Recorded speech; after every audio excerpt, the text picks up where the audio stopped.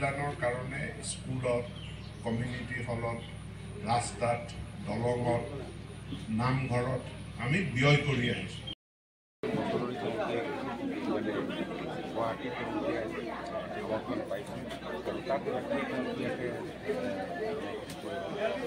Update কৰিছে মানুহক সকাললৈ কৰিছে ঠিক হোৱা নাই।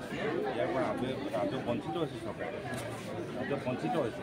চৰকাৰে পইচা নিবিচাৰে, আমাৰ চৰকাৰে আৰু যিখিনি আমি মানে ৰাজহ সংগ্ৰহ কৰিম সেই ৰাজহটো মানে ৰাইজে পাব। এতিয়া ৰাইজে তোমাৰ চেষ্টা কৰিছে, গতিকে আমি দেখিছোঁ আগৰ যি ব্যৱস্থা এই ব্যৱস্থা লৈছে কিছুমান বস্তু মানুহে পাই আছে।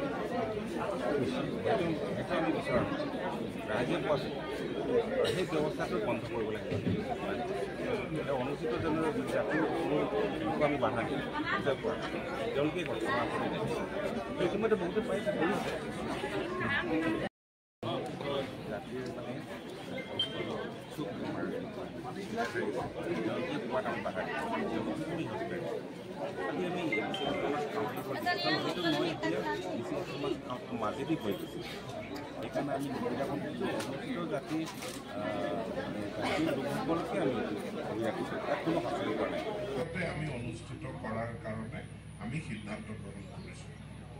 অট'নমাছ কাউন্সিলক অট'নমাছ পাৱাৰ দিয়া আছে, কিন্তু আমাৰ চৰকাৰৰ ফালৰ পৰা অনুৰোধ অট'নমাছ কাউন্সিলবিলাকে নিজস্ব ৰেভিনিউ জেনেৰেট কৰিব পৰা আঁচনি লোৱাত ব্যৰ্থ হৈ আহিছে। আমি সকলো ৰাইজৰ কল্যাণৰ কাৰণে স্কুলত, কমিউনিটি হলত, ৰাস্তাত, দলঙত, নামঘৰত আমি ব্যয় কৰি আহিছোঁ।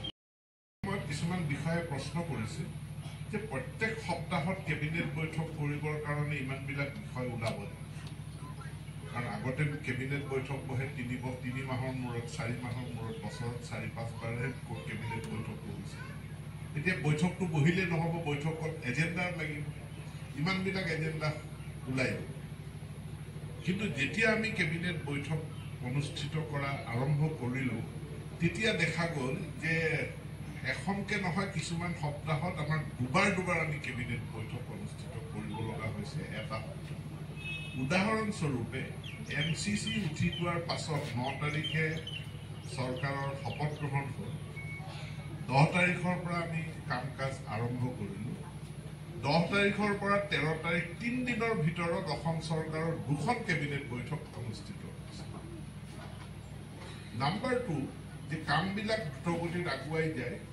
নাম্বাৰ 2 সঘনে কেবিনেট অনুষ্ঠিত কৰাৰ এটা ডেমক্ৰেটিক প্ৰেক্টিচ যে মুখ্যমন্ত্ৰী এজনক আমি এম্পাৱাৰ কৰিছোঁ যে তেওঁ মুখ্যমন্ত্ৰী হিচাপে বহু সিদ্ধান্ত ল'ব পাৰে, কিন্তু তেওঁ মুখ্যমন্ত্ৰী হিচাপে বা মন্ত্ৰী এজনে ব্যক্তিগতভাৱে সিদ্ধান্ত লোৱাৰ সলনি সেই সিদ্ধান্তসমূহ যেতিয়া কেবিনেটত প্লেচ কৰা হয় এটা কালেক্টিভ ডিচিশ্যন, আৰু ই ডেমক্ৰেচিক বা কালেক্টিভলি সমূহীয়াভাৱে সিদ্ধান্ত গ্ৰহণ কৰাত সহায় কৰে।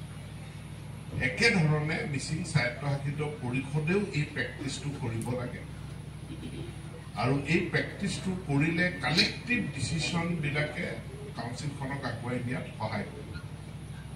আমাৰ প্ৰথমখন এইবাৰ ইলেকশ্যনৰ পাছত অনুষ্ঠিত হোৱা প্ৰথমখন কেবিনেটত মুখ্যমন্ত্ৰী এটা হুইপ দিছে। সোম, মঙল, বুধ এই 3টা দিন মন্ত্ৰীসকল গুৱাহাটীত থাকিবই লাগিব। বুধবাৰে কেবিনেট হ'ব, সোম, মঙল, বুধ, বৃহস্পতি 3 দিন গুৱাহাটীত থাকিবই লাগিব। কেতিয়াবা কেবিনেট মিটিংখন এদিন আগুৱাই যাব পাৰে, কেতিয়াবা এদিন পিছুৱাই যাব পাৰে। গতিকে মঙল, বুধ, বৃহস্পতিত আমাৰ কোনো ট'ৰ প্ৰগ্ৰেম নহয়। বাকী শুক্ৰ, শনি, দেও, সোম এই 4টা দিনতহে আমি আমাৰ ট'ৰ প্ৰগ্ৰেম ল'ব পাৰিম। একেধৰণৰ বিধি মিচিং স্বায়ত্তশাসিত পৰিষদখনেও গ্ৰহণ কৰিলে উপকৃত হ'ব, আৰু কালেক্টিভলি কাৰ্যনিৰ্বাহ কৰাৰ এটা সংস্কৃতি গুৱাহাটীত ইয়াত বহি লৈ কাম কৰাৰ এটা সংস্কৃতি মিচিং স্বায়ত্তশাসিত পৰিষদখনে হাতত ল'ব বুলি পেলাই মই আশা ৰাখিছোঁ। নিৰ্বাচন